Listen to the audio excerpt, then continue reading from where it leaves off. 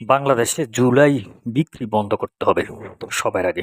এ নিয়ে আপনাদের সাথে কিছু কথা বলবো। অনুষ্ঠানটি ভালো লাগলে লাইক, কমেন্ট, শেয়ার করবেন এবং চ্যানেলটিকে সাবস্ক্রাইব করে পাশে থাকবেন।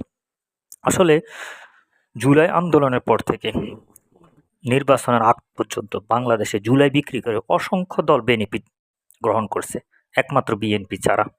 অথচ দেখেন, আপনারা খেয়াল করে দেখবেন, জামাত আজ পর্যন্ত বলতে পারে নাই তাদের 10টা, 5টা, 15টা জামাতের লোক অথবা শিবিরের লোক মারা গেছে। অথচ বিএনপি প্রায় 500-র কাছাকাছি লোকের তালিকা দিয়েছে যে তাদের নেতাকর্মী মারা গেছে জুলাই আন্দোলনে। এনসিপি গঠন হয়েছে, এনসিপির এই পর্যন্ত বলতে পারে না এনসিপি তাদের যে দলটা গঠন হয়েছে তাদের কয়জন নেতাকর্মী মারা গেছে, কয়জন নেতাকর্মী আহত হয়েছে, বলতে পারে না এখন। অথচ জুলাইকে বিক্রি করে এনসিপি, জামাত সবচেয়ে বড় বেনিফিট নিয়েছে এই দেশের থেকে। অথচ জুলাই আন্দোলনে সবচেয়ে বেশি ক্ষতিগ্রস্ত হয়েছে বিএনপি, জুলাই আন্দোলনে সবচেয়ে বেশি নিহত হয়েছে বিএনপির নেতাকর্মী, সবচেয়ে বেশি পঙ্গুত্ব বরণ করছে বিএনপির নেতাকর্মীরা। তাদেরকে চিকিৎসা, সেবা বিভিন্নভাবে সহযোগিতা করছে বিএনপি এবং তাদের অঙ্গ সংগঠনের নেতাকর্মীরা।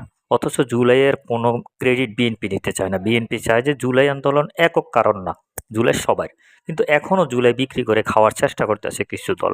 নতুন সরকারের কাছে আমরা অনুরোধ করব, জুলাই বিক্রি বন্ধ করতে হবে। কারণ আমলিক ৭১ বিক্রি করতে করতে দেউলিয়া হয়ে গেছে। হ্যাঁ, আর আমাদেরকে একদম মানে আওয়ামী লীগ ৭১ একাকার হয়ে গিয়েছিল।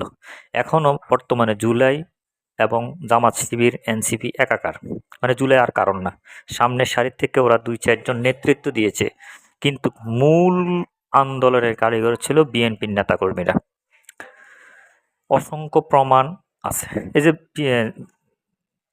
ছাত্র শিবির অথবা ছাত্র শিবিরের নেতা প্রকাশ্যে যে নেতাকর্মীগুলো একটাকে জুলাই আন্দোলনের নেতৃত্ব দিতে আপনারা কেউ দেখেছেন? দেখেন নাই এবং দেখবেনও না। কারণ ওরা বিক্রি করতে ভালো জানে। যেমন ইসলামকে বিক্রি করে খাইতে জানে এবং জুলাইকে বিক্রি করে ওরা ভালোভাবে খাইতে জানে। এবং কি জুলাইকে বিক্রি করে গত ১.৫ বছরে অসংখ্য জামাতের নেতাকর্মী ভালো বেনিফিট নিয়েছেন বিভিন্ন জায়গায়। এনসিপির নেতাকর্মীরা ভালো বেনিফিট নিয়েছেন।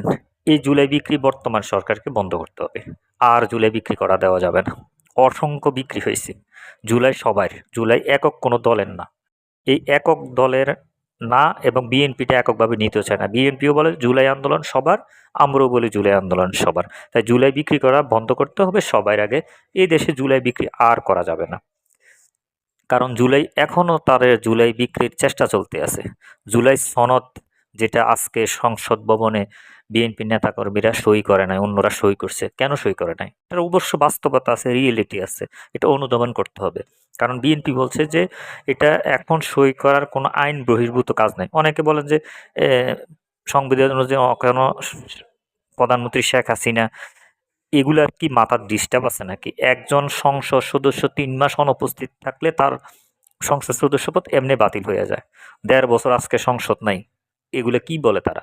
সংসদ মেনে জুলাই সনদে যদি বিএনপি সই না করে, তারপরে না তখন এটা তারা বলতো বিক্ষোভের ডাক দেয়, সরকার গঠন করে সালরা। বাংলাদেশ থেকে অযৌক্তিক আন্দোলন বন্ধ করতে হবে এবং জুলাই বিক্রি বন্ধ করতে হবে সবার আগে। এটা সবার কাছে দাবি রইল, বর্তমান সরকারের কাছে শুভকামনা রইল বর্তমান সরকারের জন্য, যাতে তারা ভালোভাবে দেশটা পরিচালনা করতে পারে, আইনশৃঙ্খলা পরিস্থিতির উন্নতি করতে পারে এবং চাঁদাবাজ দুর্নীতিগুলো বন্ধ করতে পারে। আমরা বিএনপির মন্ত্রিসভার দিকে তাকালে দেখতে পাই আসলে উজ্জ্বল নক্ষত্রগুলা মন্ত্রী প্রতিমন্ত্রী হয়েছে। তাদের কাছে আমাদের জাতি হিসেবে অনেক প্রত্যাশা। আমরা চাই তারা আমাদের এই প্রত্যাশা পূরণ করুক।